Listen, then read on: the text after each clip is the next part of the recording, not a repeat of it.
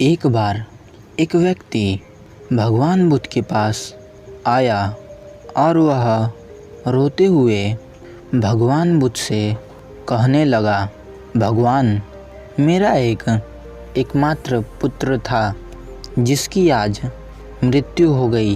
तभी से मैं अपने पुत्र की शोक में ना ठीक से सो पाता हूँ और ना ठीक से खा पाता हूँ।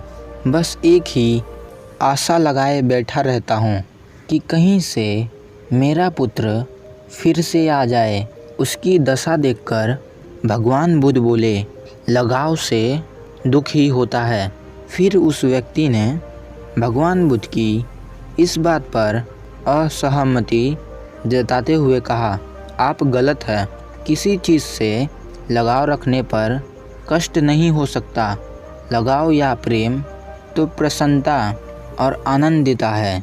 भगवान बुद्ध और कुछ कहते कि इससे पहले वह मूर्ख व्यक्ति भगवान बुद्ध को भला बुरा कहता हुआ वहाँ से चला गया।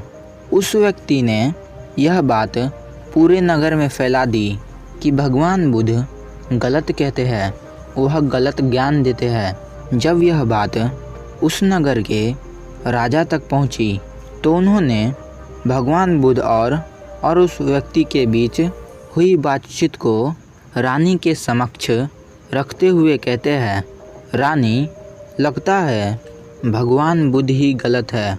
भला किसी व्यक्ति या वस्तु से लगाव या प्रेम करने से दुख कैसे हो सकता है।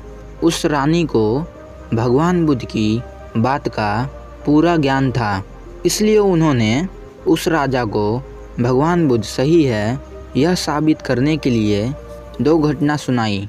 रानी ने कहा, महाराज, हाल ही में कुछ दिनों पहले एक माँ की मृत्यु हो गई और माँ की मृत्यु के कारण उसका बेटा पागल हो गया। और दूसरी घटना यह है कि दो प्रेमी थे तथा उसमें से लड़की का विवाह किसी और से हो जाने पर लड़के ने आत्महत्या कर ली। इस दोनों घटना से यही पता चलता है कि लगाव से बड़ा ही दुख होता है। फिर वह रानी राजा को आगे कहती है, महाराज, क्या आप राजकुमारी से प्रेम करते हैं? राजा चकित होकर बोले, अवश्य ही करता हूँ। रानी ने फिर राजा से प्रश्न किया, यदि राजकुमारी किसी दुर्घटना का शिकार हो जाए तो क्या आपको दुख नहीं होगा? राजा ने कहा, मुझे अवश्य ही बहुत दुख होगा। अब राजा को भगवान बुद्ध की बात पूरी तरह से समझ में आ गई। हाँ दोस्तों, जरूर लगाव या प्रेम हमें आनंद देता है, किंतु यह एक सीमित काल तक होता है।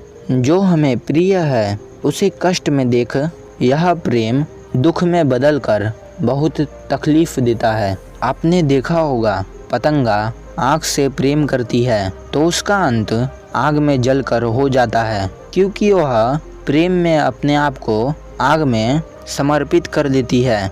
भौरा कमल से प्रेम करता है और वह कमल के फूल के बीच बैठ जाता है और अंत में सूर्यास्त होने के बाद वह कमल की पंखुड़ियों में अर्थात कमल के फूल के बीच बंद होकर अपने प्राण त्याग देता है।